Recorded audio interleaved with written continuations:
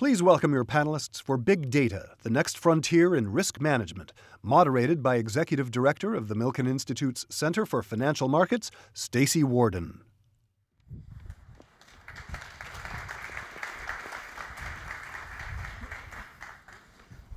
Hi, everybody. We saved the best for last here at the Milken Institute 2018 Global Conference. And I am really thrilled to pull together a panel that I don't think I would have thought of or could have pulled together even, a couple of years ago. This is really, first inning, cutting edge way of, thinking about risk and risk management. Now, of course, we've always looked to data to manage risk. That's not the point. I mean, risk has always been a kind of an empirically driven exercise. But at the end of the day, historically, there's also been a lot of expertise weighing in at the end of the day on how you should think about risk. And these gentlemen are really thinking about risk management in a fundamentally different way. And it's very exciting. And part of the value proposition that they'll talk a little bit about on the panel is lowering the cost of risk management. And if you can kind of lower the cost of identifying risks, then you're going to do a more robust and kind of enthusiastic job of doing it. So with no further ado, let me start. What side are you? Or no, you're over here. OK. Ed Cabrera is the Chief Cybersecurity Officer at Trend Micro. Next, Stuart Jones is the CEO of Sigma Ratings.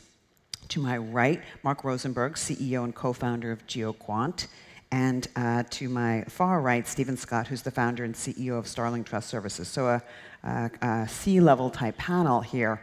And they are all, the reason this panel is so cool is that they're all doing things in different verticals, but they're all worrying about the same kinds of themes and grappling with the same issues. So I'm going to start by just going down the line and having them tell you a little bit about, they have more illustrious bios in your book, but I'll let them tell you a little bit about their companies and what they're up to, and then we'll start the discussion. Before I do that, though, we're going to try to leave time at the end for questions, so do be thinking about what you might want to ask. We've got 2 mic runners.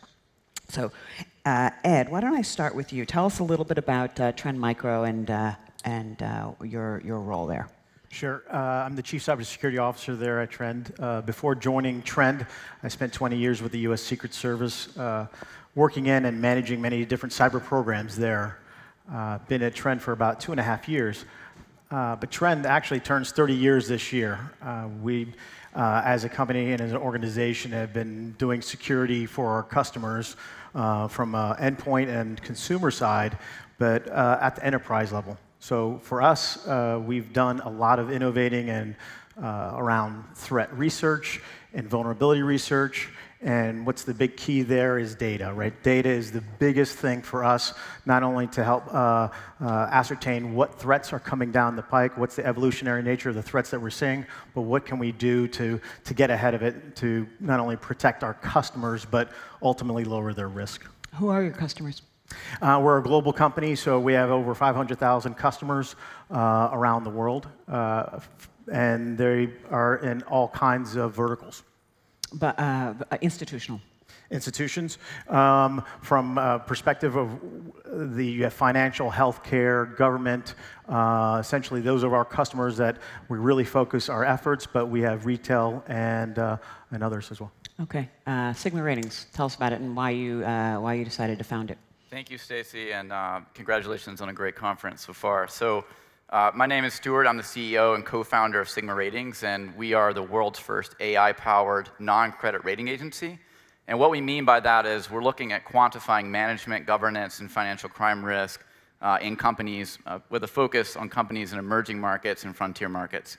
I started Sigma and got interested in starting Sigma. I started my career in the US government. I spent 2 years in Afghanistan and later in the Middle East. So I see it from the government perspective, and I also see it from the private sector side because... Treasury, right? U.S. Treasury. Yeah. Yeah, U.S. Treasury Department. And then I went on to the private sector and got a lot of phone calls from the people I used to call on when I was in government to come and try to help them tear down and build back up their control function. And what really occurred to me is that there wasn't a good way to understand a counterparty. There wasn't a good way to really understand who it was that you were doing business with. It hadn't been quantified in a way that was easily searchable and comparable. And so I went back to school. I met my co-founder at MIT. We're a young company. We launched last year and moved to New York, and we're servicing not only two sides of the market: clients, large global financial institutions, hedge funds, and private equity firms that want to understand more about companies in emerging markets. And then also the companies in emerging markets themselves, we're giving them the opportunity to opt in and provide us with private information that helps us better understand their control environment and help both sides understand risk and build trust. So we'll talk about the ratings as the panel develops, but let me go back and ask you, what is the US Treasury Department doing sending people to Afghanistan? Well, that's a good question. Some people thought I got in trouble, but I put my hand up to go because there was a real need on two sides of the coin in Afghanistan. One was, how is Afghanistan going to pay for itself in the future? It's a problem that has not yet been solved. How do we work with the IMF and World Bank there to build programs and build institutions, rule of law, good governance? But the other side was combating illicit finance, and I spent a lot of time working on that, helping build the Afghan Threat Finance Cell, and pulling together all elements of national power to understand the money model in South Asia.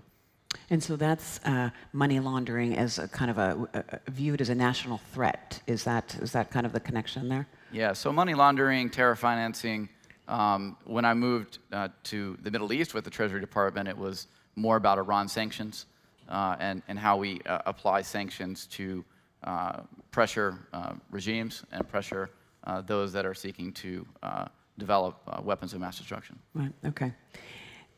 Mark, you've had a very, you could have continued in your previous career and had a nice, happy life, right? But you decided not to do that and to start GeoQuant. So tell us a little bit about your origin story. And Sure.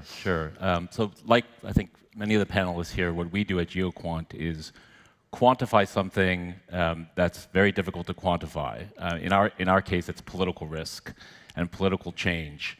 And what we seek to do is to do that as objectively as possible, and to do it at a high frequency, such that it's a meaningful measure for our clients, who are financial services and global investors writ large, as well as multinationals. The genesis of GeoQuant was really, you mentioned risk management has always been an empirical exercise, but heavily expert-based. Well, in this silo, political risk, it's almost purely expert-based. There's very little data. There's very little empirical process involved in assessing or projecting political risk. And as an academic, a political scientist, and a data-friendly one, I knew there was a way to do this. And working in the private sector, in the political risk analysis world, again, lots of smart people. Lots of value added in terms of helping global investors understand the climates they're investing in, but extremely subjective, extremely ad hoc, very difficult to compare one analysis in one country or one company to another in another country or another company, in many ways because it wasn't quantified. And that's really what spoke to me about GeoQuant, was the opportunity, given advancements in both political science as well as in computer science, and our access to data, our ability to integrate data, to actually measure political risk, and to do so in a way that was transparent and credible and as objective as possible. So what firms in particular are you trying to take out at the knees? Well, we're not, we would say, we think we provide a supercharger for any existing analysis firm, right? So we're not trying to take out the existing players so much as give them a tool to use to do their work more systematically and objectively. I do think that our product is superior to the existing offerings in that you can, first of all, you can actually connect the dots directly between politics and markets, or politics and economics, because we measure it. So, the proof is in the pudding, very much so. We're also extremely transparent about how we predict outcomes and when we're right and when we're wrong, which is something that I think is also missing from the existing industry. Yeah, that's interesting, and I want to pursue that later. But just give us a flavor of what you mean by kind of high-frequency data. Just list off some variables so we have a kind of a sense of what you're talking about. Right. So what we'll measure is something like political instability, social instability, policy risk, either microeconomic policy risk or macroeconomic policy risk, geopolitical risk. All of this stuff we measure at least daily. We measure many of these things multiple times a day. And those indicators themselves are derived from non-traditional indicators that are at the same frequency, things like social polarization or rule of law or civil liberties or government strength or political violence, terror, basically anything that we've identified as a political fundamental. But what would be an indicator? Just one or two examples of what you would look at as an indication of, say, social unrest or political unrest. So social polarization or human development, right? Those are the two. But how would you define? How would you say, oh, this is showing me social polarization? So we measure social polarization along basically ethnic lines, along religious lines, along socioeconomic lines, and along kind of migration population pressure. So, but that doesn't need updating daily. It does. Oh. It absolutely does. I mean, one of the key elements of our backtesting and of our work has been actually finding traction and finding predictive power in those social indicators, in those security indicators on financial markets. You would expect, government stability and policy environment. We all know the markets are watching those. What we found that's most interesting is that those underlying foundations of political risk are actually what have the most predictive power that's not out there. And in some ways, what GeoQuant is really a kind of seismic monitor for politics, right? These things that move slowly that you don't notice until they matter, then that's many ways the nature of risk. Risk is latent until it's not. Okay. And so as a tool, that's been one of our biggest advancements. Okay, Stephen Scott, Starling Trust Services, tell us about it. Yeah, well, first, thanks very much, Staci, for inviting me to join this panel with such fascinating co-panelists. I think if I may pick up on some of the themes that we've just heard discussed by the others, I think what all of us are doing in some respects is we're bringing metrics to bear where there were no metrics previously. Right? There's the old line, if you can't measure it, you can't manage it. In our case, the risk that we're focused on measuring has been termed conduct risk. And there's countless examples of where misconduct in organizations has resulted in tremendous loss of value. We can think about what's happened at Uber. We can think about what's happened at VW. We can think about what's happened at Wells Fargo. We focus on the financial services sector for a variety of reasons. One of them is that their impact on society is disproportionately large, and we think we can make the biggest difference there. So that's the vertical that we focus on. But look, if I were to ask any of you here in this room, what is the greatest asset in your organization? I think the vast majority of you would say it's your people. And if I asked you what is the greatest risk to your organization, I think you'd give me the same answer. It's your people. And we've seen sort of a confluence of events that created demand for the products that we're bringing to market. And one in particular is that regulators in the banking sector have levied over $320 billion in fines over the last 10 years for misconduct among banks globally. And the owners of risk management in these financial institutions have devoted at least double that amount to increased governance, risk, and compliance spend. Right? So over the last decade, about $1 trillion has been thrown at this problem of anticipating employee behavior and anticipating misconduct. And the problem is fundamentally unsolved. Regulators are now pressing the banks to do something new.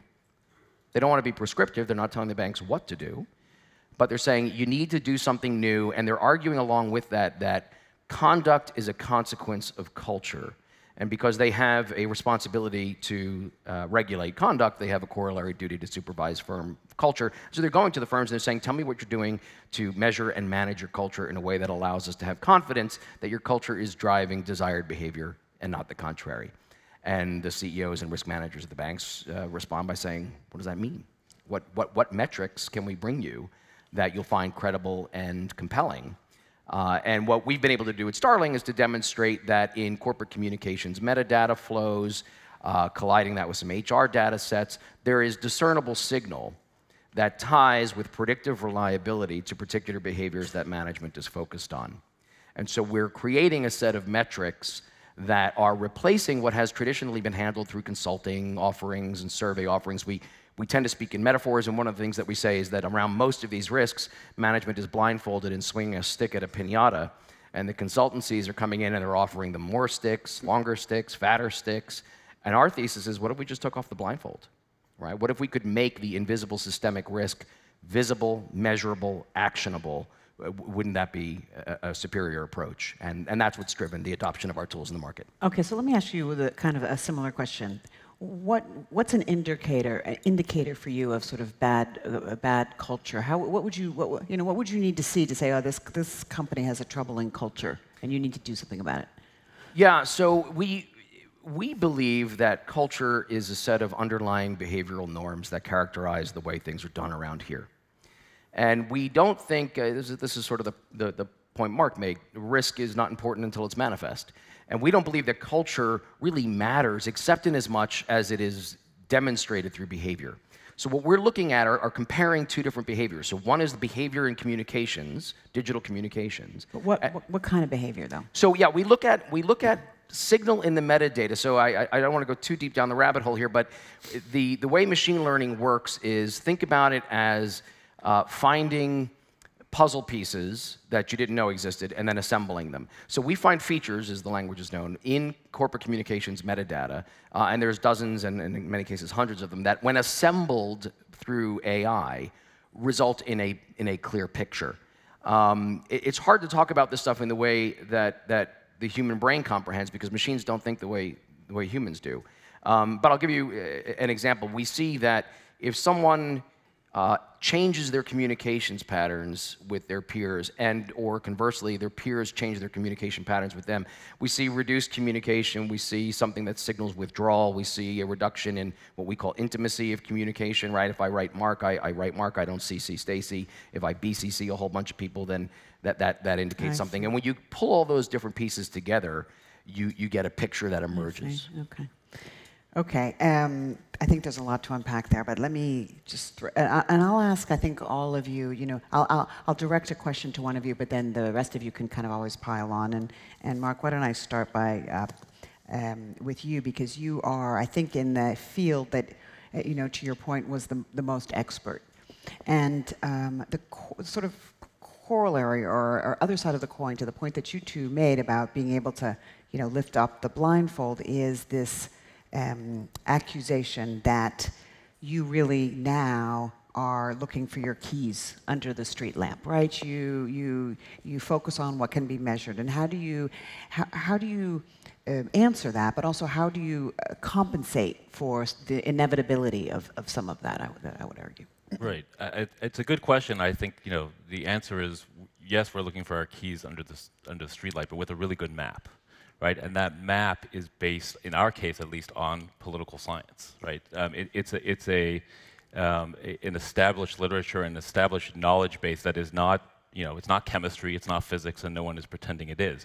But we do know what patterns matter, and we do know how to apply those patterns to a much larger source of data to derive meaningful insights about what is likely to happen.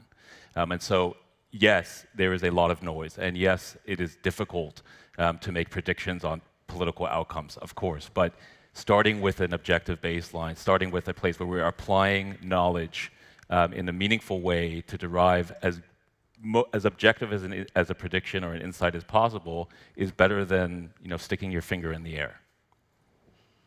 Okay, all right. Anybody? Okay, Stuart. Yeah. I was just going to say, I think for us, looking for keys under a streetlight, we're trying to broaden the streetlight. We're trying to say, we're going to add a whole bunch of additional light to the subject that we want to understand and look at. So I'll give you an example. When we started the company last year, we thought that we could take our algorithm to look at governance management, financial crime risk, to try to build some predictive nature around that, and to hook that up to existing data sources from Acuity or from Thomson Reuters or from Bloomberg, and just run it against that algorithm. And what we found is that when you get out of the developed markets and you start to get into emerging markets and frontier markets, that data is just not there. It's not there in a way that you could do anything meaningful with, so you have to build it, you have to create it, and that's one of the things that we're working very hard on, is not just what is out in the public domain, not what is just out in Google or out in Twitter or social media, but how do we go to these companies as well and get more information from them and sort of expand the lens in a way that doesn't exist today?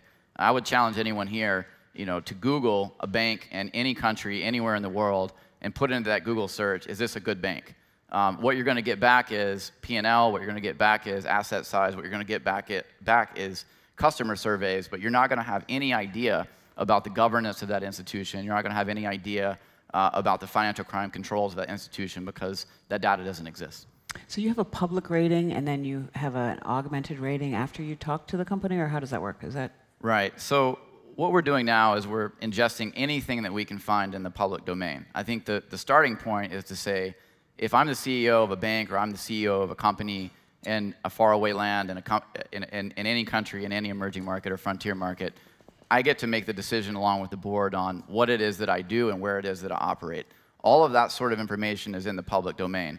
So we can go and get that, and we can organize that, and what we can give you, or we can give the market, is we can give a comparable, searchable risk score on entities that is new and innovative and creative. But what we can also do, which is very interesting, is go to those very same entities and say, here's what the public sees in terms of your relative risk. Do you want to opt in and give us control information? Now, a lot of people would say, why in the heck would anybody opt in and give control information? And the answer is that in return, we're able to give them a rating, which is effectively a score or a measure of their business integrity. And sounds a little bit like business model by blackmail, though, right? I mean, we've got this rating out there. It's in the public domain, and it might not be that accurate, but we're gonna go. It might be better for you if you help us improve that. Yeah. So that's what we want to do is we want to allow them to opt in and give us the mitigation score that they have in place. The truth is that if we could do all of this in the public domain, we would do it in the public domain. But it's very hard to know what systems an entity is using. It's very hard to know about the training environment. To the point on the end, it's very difficult to know about the culture within an entity. And I'd push back on that. It's not business by blackmail. It's trying to create transparency. And I can tell you that transparency is certainly on trend. And if you're investing in these markets, if you're trying to work in these markets, if you're the U.S. Treasury attaché on the ground in Afghanistan or the Middle East, these are the sort of things that you want answers to. And the industry is already conditioned for this. The industry fills out something right now called the Wolfsburg Report. The Wolfsburg Report gets at a lot of the very same things that we're trying to get at. And half of the institutions that we look at publish this freely, and half of them do not. We want to try to bring that other half that's not publishing this into the public domain and create a system where everyone can understand in greater granularity who they're working with. Okay, Ed, I think it's a good segue into the nature of risk and cybercrime as you've seen it over a couple of decades now. How is it that you kind of identified old tools are not working and we need new tools, and risks have evolved and the old risks are kind of morphing into new risks, and how do you kind of stay on top of that, and what are you looking for now? Absolutely. I think from our perspective, I think the evolutionary nature of risk and the threats that make up that risk has been evolving, right? So when we look at cyber threat actors, be it cyber criminals or other cyber espionage actors, the capabilities have evolved over time. And the criminal underground is one of those areas where they've actually had this collective intelligence and have been able to collaborate for quite some time to increase their capability. So we realized back in 2008 that we needed to really address this issue, because the speed, the scale, and the automation that's been coming out of the criminal underground is really unprecedented. So how do we do it from our company's perspective to not only detect and block current threats, but how do we predict future threats? Just to give you an idea, back in 2008, we had less than a terabyte of data on a daily basis from all of our customers and all of our infrastructure to analyze. Today, we have over 6 terabytes of data, over 15 billion lines of log files, over 300 million sensors and devices. So the amount of data is growing, not only threat data, but as we talked about, user data, right? The good data. So how do we approach it? So for us, from our perspective, is how do we actually then collect, analyze, and how do we ascertain what we need to look at, right, for the predictive piece? Right. But then it feeds into the other part of the problem is that they've been able to automate. So leveraging machine learning and other artificial intelligence to get to where we need to get to. But how is it that you figure out what you need to look at? Well, when we look at it, we deal with from a very manual process from our threat intelligence analysts looking at the data on a daily basis, but we also automate a lot of this data, repackaging malware, repackaging network traffic, looking at underneath the hood, so to speak, of what really goes into these cyber attacks. I think what changed the landscape too as well, getting back to the earlier point, is it's not only just a reputation risk, it's not only just a financial risk from these types of attacks, it's now become an operational risk. Digital extortion has really affected companies and organizations immediately. So the speed of which these organizations have to respond is much faster. So how do we collectively reduce the risk for our customers by providing not only the threat intelligence, but the capabilities of that? So for looking at the different types of data, it depends on the different types of threats. I'll give you one example. There is a growing threat, we call it business email compromise. And business email compromise is essentially the targeting of C-suite individuals, specifically impersonating, for the most part, CEOs. The Just Daily famous example, yeah. Yes. Okay, impersonating CEOs to go after or to have malicious communications to the CFO. With the sole purpose, quite simply, it's a very simple attack, is convince the CFO or their designee to actually transfer up to millions of dollars overseas. And they do it with very high-level social engineered emails to do it. But what they don't do is what they've traditionally in the past, or other types of attacks, is include malicious links or malicious files. So it becomes a harder task for us to be able to do that. So we created and just announced at RSA our writing analysis DNA program. So in other words, we're able to, with 500 emails, be able to fingerprint the communications of the C-suite of the companies or organizations that want to participate, and be able to identify with a higher level of confidence that these malicious emails are coming in. So it just takes a different tact of what we've done in the past, and essentially just evolving our ability to do the job that we need to do. You know, this stuff is so cool, but it's also so terrifying in a certain way to me, I must say. Stephen, you are right that culture does matter, and you know, hot off the press just today, Cambridge Analytica is now shutting down its operations.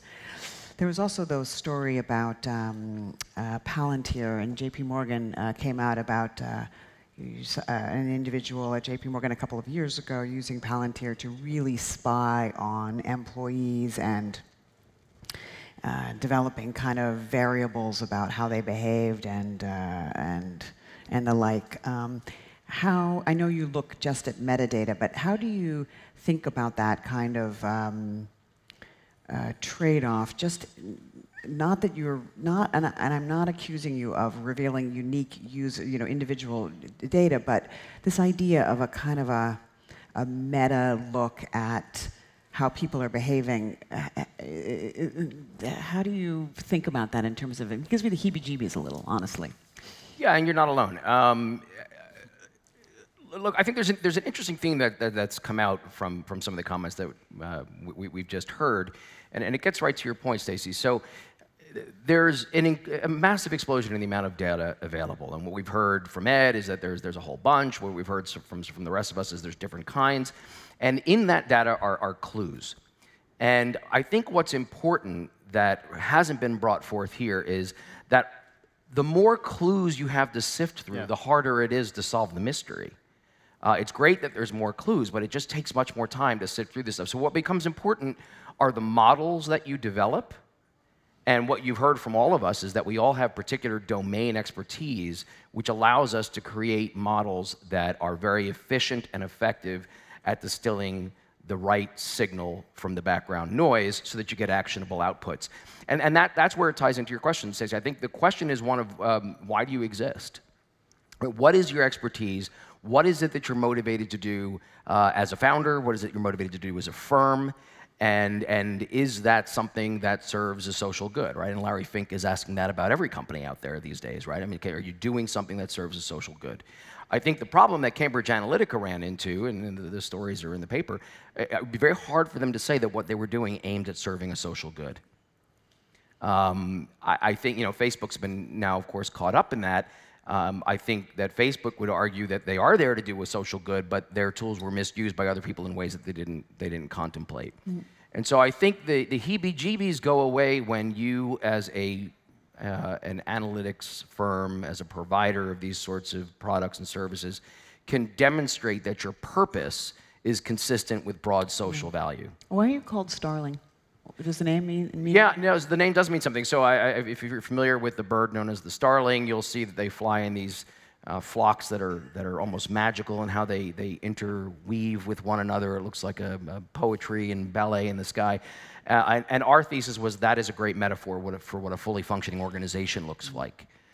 Okay, so I'm going to ask you all next the question about bias. So just as a heads up, but let me ask the two of you first. How do you think about so you give a rating. You essentially are giving kind of numbers. You're packaging the risk in an easily digestible form. How much transparency are your customers demanding into your black box, and how do you navigate that? So transparency is one of our kind of key attributes, I think, and one of our key value propositions, again, because we are, in particular, operating in a market that's extremely opaque, right? Because it's expert opinion and subjective. So we are, I think, one could argue, too transparent in terms of how we reveal what is behind a particular risk score, what it was, at any given point in time, and how the machine versus the human contributed to that particular score. So what we try to do is say, here is the objective baseline that the machine provided. Here is what our expert assessed on top of that. You can see both to make your own judgment. You can use your own experts to harness the machine as well. But what we try to do is say, here is, this is inherently something that is going to be subjective. That is going to, at the end of the day, be a judgment call, and that's why, I would echo, we really are interested in augmenting the human analyst as opposed to replacing them. I don't think that's really possible in something like politics.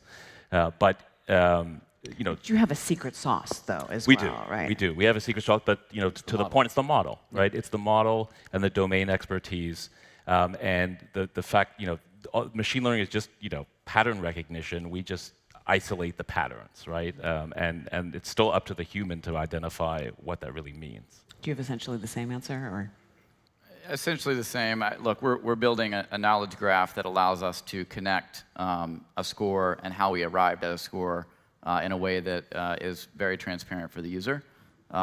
Where did the news come from? Where did the information about geographies of operation come from? Our users want to be able to tie that risk back. I don't think anyone wants a score from 0 to 100 or AAA to C that doesn't sort of have the machinery behind it in terms of how you got there, at least have the data behind it in terms of how you got there. One of the things that we were discussing earlier, too, is how you think about media, because media factors into both of our models. And Facebook came out with the fact that they're now ranking the believability of media, and I think that's an interesting and dangerous path to go down, because how do you rate the rater? You go down a very interesting rabbit hole there. But when we look at emerging and frontier markets and we look at our models, those models have to be tweaked to some extent. A good example would be the way that news is used in the UAE is different than the way news is used in India. So you need to be thinking about those differences and those nuances, because the model outcome will be very different if you don't. I don't know if you would agree with that, but no, I do. I mean, for us, actually, one of the ways we use human expertise and domain expertise is in selecting the sources, right? I mean, there's so much media out there. There's so much noise. Getting all that information is important in terms of establishing a baseline, but being able to privilege one source over another, without apology, rely on a human expert to say this is a credible source, this is not a credible source. How do you bake humans into your model? Yeah, so we talk about Starling as an applied behavioral sciences technology company, and the application of the behavioral science piece comes into the model. How do you form your model? And we have a fundamental thesis that drives everything that we do. You either believe this or you're not going to find us to be of interest. But the argument that we make coming from the behavioral science is that behavior is a social construct. Right? Most of us think of man as the rational actor, and if we have formal incentive schemes in place and formal punishment schemes in place that, to use the economics language, will seek to maximize utility, right? More carrots, less sticks, and that's your management job done. None of the data supports that.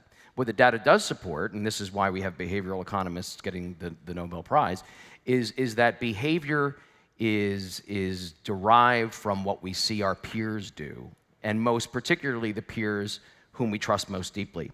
And that behavior operates in a contagion-like manner. In fact, we were just able to announce that we've added to our advisory board a tremendous scientist at Yale by the name of Nicholas Christakis, who looks at how a whole host of behavioral outcomes tie to where you sit in a social network, very often not only non-obviously, but counterintuitively. And we see that behavior management in organizations also demonstrates this contagion-like effect. And if you're unaware of the contagion forces that are operating in your organization and you're a risk manager, it becomes very hard to know where to apply your inoculation efforts. Yeah, yeah. How about in your space? Where do humans? Is there any room for humans? Well, I think from a perspective that it's necessary. Going back to your original statement or question about finding the keys under one streetlight, I think it's many different keys, and then having that human element to try each key to make sure that it's actually going to start your car, get into your house. I think the human element is critical for us because it adds another layer to the analysis piece that possibly might not be there in the model. The model is only as good as the information that you're providing it. For our perspective, it's good data and bad data, so we can actually continually update our models. But the thing is, you still need that core group of individuals to understand and test it, because I think if it's untested, unmonitored, I think your models could have some different outcomes that you would want, right? So I think the human element for us is critical. So the looking for your keys under the street lamp example is a kind of a bias, a question about bias. But there are other kinds of bias in terms of false positives and self-reinforcing answers. Also, I guess this notion of if you could predict it, if you could see it, they wouldn't call it a shock, right? And there is a black swan element to, trying to think about. So how do you? It's a kind of an open-ended question, but how do you grapple with some of these issues, and have you managed for them in terms of your own business models? Yeah, I'll take it first and just say, the first step is just acknowledging it's inevitable. You're going to have bias in your analytics. What's important, I think, is to have less bias, as little bias as possible, to control for bias in the most effective way possible, and that at the end of the day, what you're producing is still superior and less bias than the alternative, right? At least for us, that's our goal, is a superior product. And as our software develops and as our product develops, we get better and better at ferreting out bias. But step one is saying, yes, we're as good as our information. There is bias in our models. There is bias in our algorithms. Compare that to what you're consuming right now. It's far less bias. And I think, if I can jump in there, I think it's important to know your bias, yes, and to own it. Yeah. Right. I mean, how do you know it though? How do you get at that? Well, so in our case, we have a thesis that people take their behavioral cues from their peers, and particularly the ones they trust most deeply. We think that trust is a really important thing. It's soft and squishy to think about, but it actually touches the bottom line in profound ways. And one of our biases is that men and women are different in this regard. So I'm opening a can of worms here intentionally by calling out a gender distinction. You're not if you conclude that women are better. Right. Is that any part of and that's the only reason I called it out, okay. is because, in fact, the data does support that men and women trust differently, and that women are far more inclined to develop trust relationships in the workplace. They're far more adept at it than men are. They are far more vindictive when their trust has been betrayed than men tend to be. Why is laughter happening on this panel? And I'll put this in the context. You know, Kevin O'Leary yesterday on the panel about how to be a man in 2018. I didn't know how in 17, so I was playing catch up yesterday. Kevin made the comment that he has actually shifted his entire investment portfolio to emphasize women-led organizations. And there's countless reams of data out there that demonstrate that organizations that have a greater concentration of women in visible leadership roles outperform their peers. And our question is why? Right? What is it about women that makes them special and different? And our thesis is because women are more adept at creating trust dynamics, harnessing those dynamics. I mean, just think about it. If you don't trust a peer, you're not going to share knowledge. If you're not sharing knowledge, you're not going to have innovation. I mean, it's really kind of obvious stuff, right? Yeah. But it's a bias. Yeah. And so we admit that bias up front, we own that bias, and you either buy it or you don't. Yeah. But the proof is in the pudding, right? If the data analytic outputs end up being credible, actionable, reliable, and consistent. Yeah, okay. I do want to leave 15 minutes for questions, but so be thinking of them. But let me just kind of end this piece by asking you something about the regulatory environment. Are you where is it murky for you? Is it just a business like any other? Is it benign, or where is regulation in this space, and how is it impacting you? I think I'll take the first. GDPR is something that's coming down the pike very soon. And GDPR is a right to be forgotten. Yes, and at a much broader scale and concern to multinational organizations. I mean, I think tech companies are a big focus because of the data that is globally, collected, analyzed, and sold. I think for all organizations, regardless of what vertical you're in, I think it becomes a huge challenge, right? Because there's the privacy and security debate, but I think they're connected and interconnected. So how do we provide the ability from a Trend Micro perspective for our customers to improve their privacy or visibility for their privacy from a compliance perspective, but also what's the security or connected security around that? I think the compliance piece is a huge part, especially from the security industry. Okay, you're looking at me to jump in there? No, I mean, I would ask each one of you maybe, can you read the tea leaves at all on the security versus privacy debate and how it's going to end up impacting you and the space more broadly? Maybe is a better way to put it.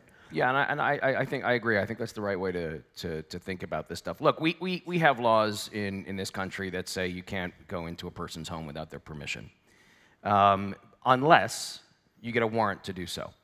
Right? So we recognize that there is a tension between privacy rights and the right of society to invade your privacy in the context of mitigating a credible risk. And I think that same dynamic is at play here in how we use data today. I think the challenge we faced in this regard is that the tools are so new, right? Not only are the data sources new, but the models that we're building to query these data sources and produce insights are new, and regulation simply hasn't caught up with reality. And so we don't know what are the circumstances under which we give someone a warrant to invade privacy. What are the criterion by which we're going to assess whether or not this invasion of privacy is in the legitimate social interest and maybe in the interest of the individual whose privacy you're invading? And so I think the jury's out on all this stuff, and it's going to be feeling around in the dark like all good policy making. Mm-hmm. Oh, okay, so let me. It's hard to see, so maybe really wave your hand around a bit. Okay, I have a gentleman right here. So we'll get you a mic. Thank you very much. The discussion is very informative, and I'd like to ask a question about China. I think Chinese companies have advantages in the field of big data because there are no privacy laws and also regulations on big data. So my question is, how will you compete with Chinese companies in the field of big data?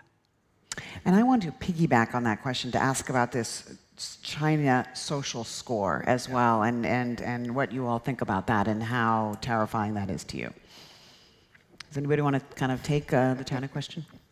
Well, I mean, as a person that does ratings, I was sort of sat with my mouth open reading the article in Wired about the advent of that. It's very interesting. I think you're right. It's going to be difficult for folks to compete in China or with China on those sorts of things. It's going to be very difficult. But what they were able to do is pipe in not only information that you put out in the public domain in social media, but also government information around how many speeding tickets do you have, how many parking tickets do you have, and it's very scary to me, the direction that things are going with regard to that social score, because it will elevate some people, but there will be some folks that just get locked out. When I was in college, I owed like $2,000 in parking tickets, so I would have been scored very low.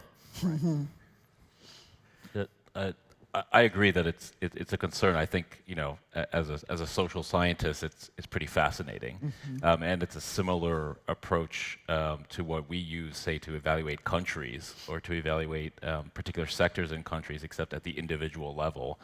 And so there, you know, the assumption is there's got to be a pretty strong model with strong assumptions behind that. I think the general point is right, though, in that there's a competitive advantage, you know, without any normative assessment, in that the lack of privacy law, and I think in the you know, when it comes to other types of AI, you know, most kind of popularly self-driving vehicles and the like, you know, China has a huge advantage in that the kind of regulatory environment, the kind of public pushback from accidents, et cetera, are just not there. That's certainly gonna facilitate quicker adoption, because it's all about learning, and I think that's just, you know, that's just a fact. We, you know, in terms of competing, for us, our special sauce is our models and our people, and we don't think those are replicable in China or elsewhere. So I actually used to live in Shanghai, and let me start by saying first, 我很喜欢中国. I'm a big fan of China.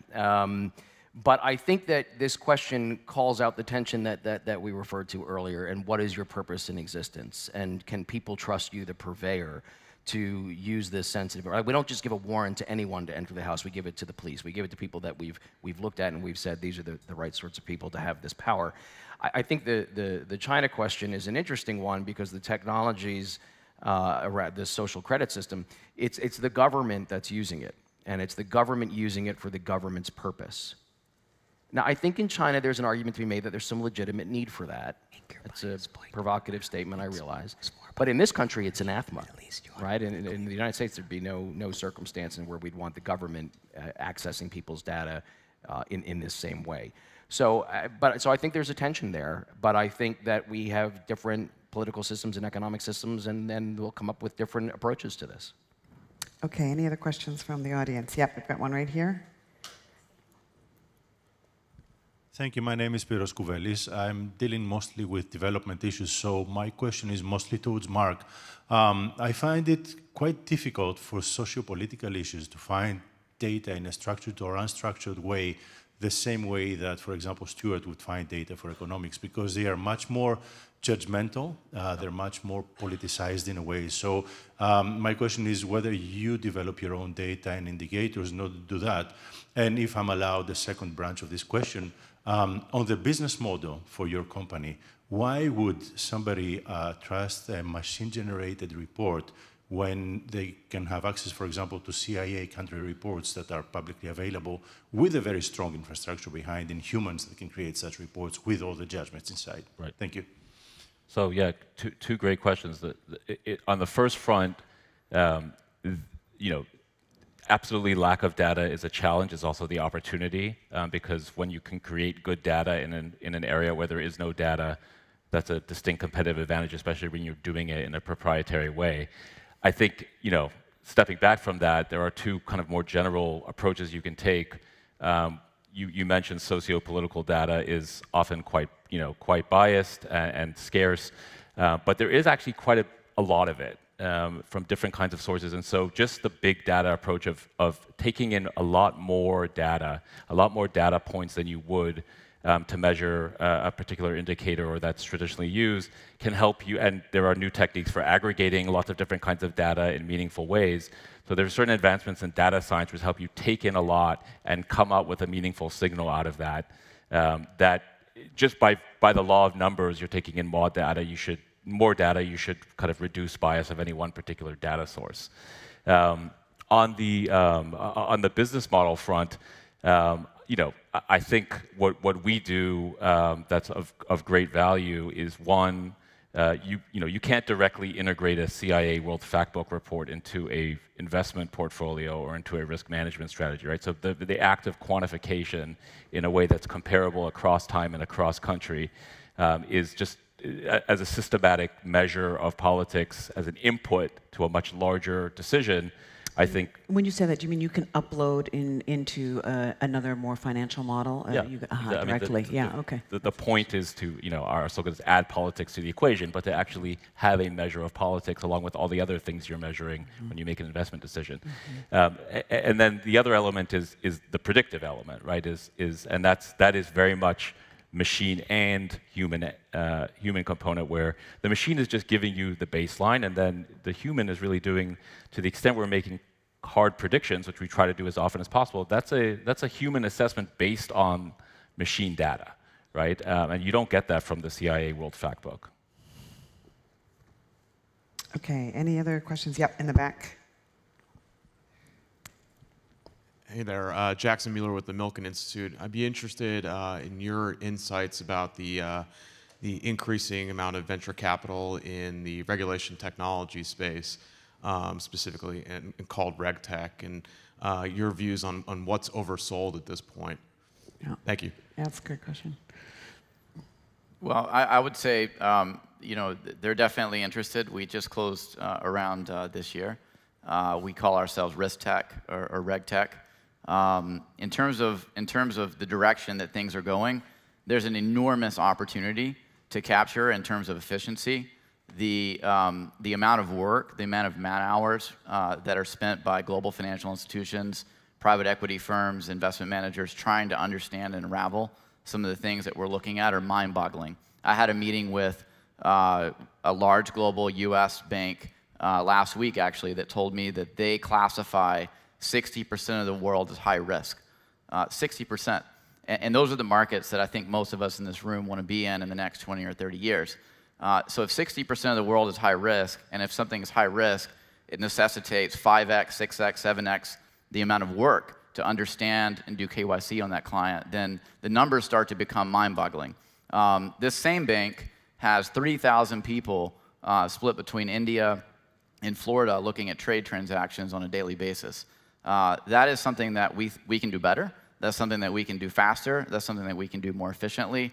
So when you start to look at that, and you also start to look at economies of scale around things like, why are we asking companies around the world the same sorts of KYC due diligence questions over and over and over 500 times a year? Why can't we just do that in one place? Those are the sort of things that we're working toward and we're trying to consolidate. So I think that's the direction that things are going. In terms of what's been oversold, I think there are a lot of people in the adverse news space. I think there are a lot of people in transaction monitoring space.